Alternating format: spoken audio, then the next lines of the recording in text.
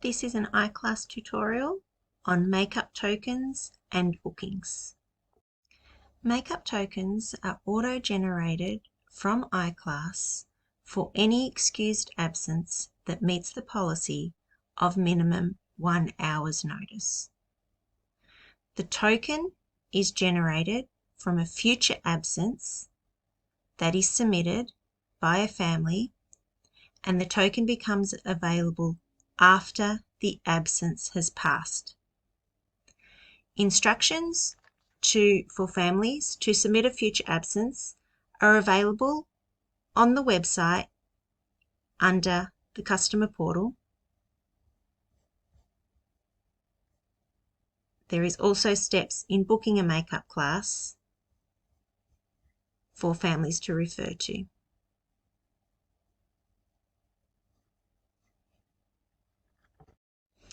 Makeup classes are booked through the customer portal by families utilising the makeup tokens, and requests are approved by our membership services staff in our dashboard processing. All of our classes have one space allocated for students to attend as a makeup enrolment. We must always keep one active space available in all of our classes each week, and any class that has 0 spaces available on a specific date cannot have a makeup enrolment approved. We do not over-enroll any of our classes.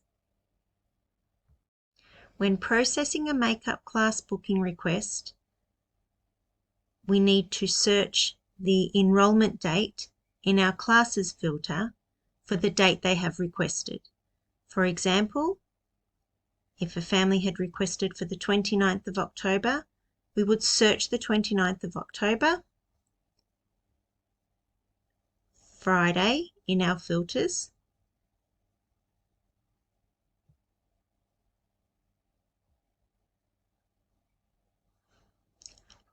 and to approve the request, we would need to make sure that there was at least one open space available in the class. However, the best way to check is to go in to view the enrolments, because sometimes there may be an open space, but there is already a makeup booked on that day. So what you would check for would be, if we were running and we had bookings in this class, we might have some options here that would say waiting lists and makeups and trials. And what we would want to check under our makeups option is if there were any makeups already booked on the date that the makeup booking that we were processing was requested for. For example, if there was a request for a makeup booking for this class here, and we can see there is one space available, but there is a future enrolment, we need to go in to check the enrolments to make sure that that future enrolment is not for a makeup booking on the date that the request we're processing is seeking.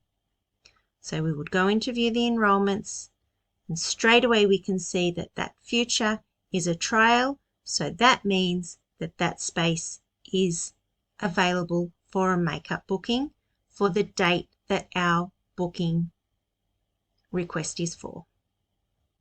So when checking availability, we select the date that the request is for and the day, and then we go in and we view what is happening on that day in the active enrolments. Once we've worked out if the booking is available or not, we must always remember to reset our filters back so that when we go back, we're looking at the correct and up-to-date information for the next request that we're looking at. If we don't do this, we run the risk of over-enrolling, and we do not over-enroll any of our classes at FCGC Gymnastics. If the date that the family requested isn't available, we would just update it to book it to the first available on the day they've requested, send them an enrolment confirmation, and then a separate email advising them what has happened, and to let us know via email if they wanted to change that. We need to make sure that space is available for the class and date requested by updating the filters, enrollment date and class day, to check for availability.